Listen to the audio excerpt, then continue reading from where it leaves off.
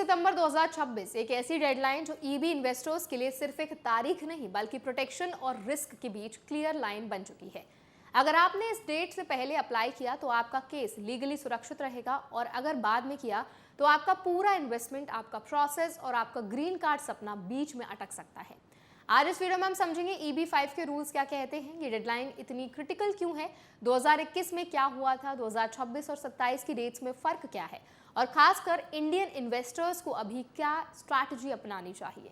तो चलिए फिर जल्दी से वीडियो को शुरू करते हैं। हाय, मेरा नाम है वर्षा दुबे और आप मुझे देख रहे हैं NBT टेक पर। सबसे पहले सिंपल टर्म्स में समझते हैं EB-5 प्रोग्राम क्या है। ये एक US गवर्नमेंट प्रोग्राम है जिसमें फॉरेन नेशनल्स इन्वेस्टमेंट करके ग्रीन कार्ड ले सकते हैं।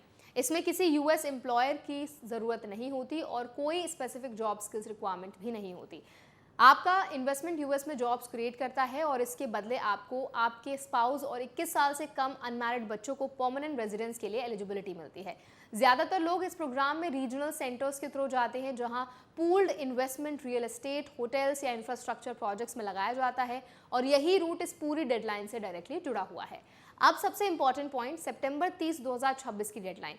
रूल ये कहता है कि अगर आप इस डेट तक अपनी EB-5 पिटिशन फाइल कर देते हैं तो गवर्नमेंट लीगली बाउंड होगी कि आपका केस प्रोसेस करती रहे, चाहे फ्यूचर में रीजनल सेंटर प्रोग्राम बंद हो जाए या चेंज हो जाए। इसे ग्रैंडफादरिंग प्रोविजन कहा जाता है, यानी आपने टाइम पर फाइल कर दिया तो फ्यूचर पॉलिसी चेंजेस आपको बीच में नहीं रोक सकते। लेकिन अगर आपने 30 सितंबर 2026 के बाद फाइल किया तो आपको ये प्रोटेक्शन नहीं मिलेगा।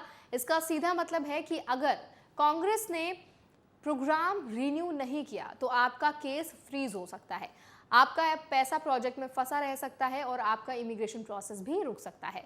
ये सिर्फ थ्योरेटिकल रिस्क नहीं है, ये पहले हो चुका है। जून 2021 में कांग्रेस प्रोग्राम रिन्यू नहीं कर पाई थी और उसके बाद 9 महीने तक कियोस रहा।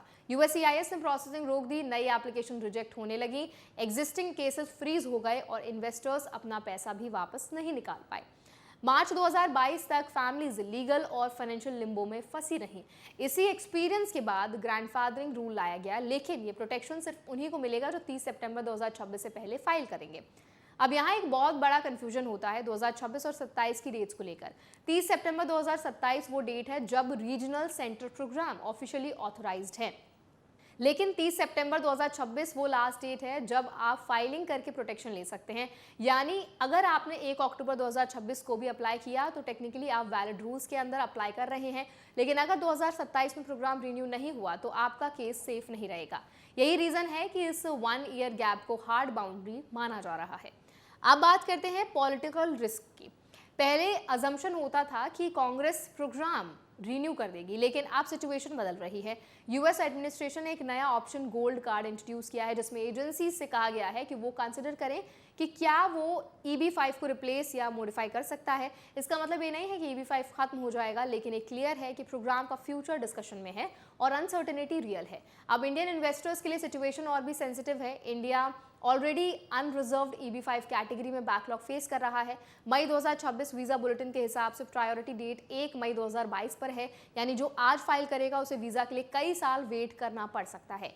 यहाँ एक इंपॉर्टेंट रूल समझना जरूरी है, प्रायोरिटी डेट वही दिन होता है जिस दिन आप फाइल करते हैं।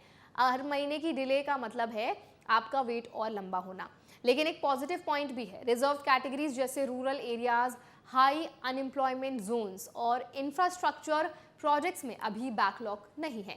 यानी जो इंडियन इन्वेस्टर्स इन कैटेगरीज में क्वालिफाई करते हैं उन्हें कंपैरेटिवली जल्दी प्रोसेस मिल सकता है। तो आई होप ये वीडियो आपके लिए हेल्पफुल रहा होगा। इस पूरे वीडियो पर आपका क्या टेक है कमेंट्स में जरूर बताएं। ऐसे और वीडियोस के लिए हमारे चैनल NBT टेक को भी जरूर सब्सक्राइब करें।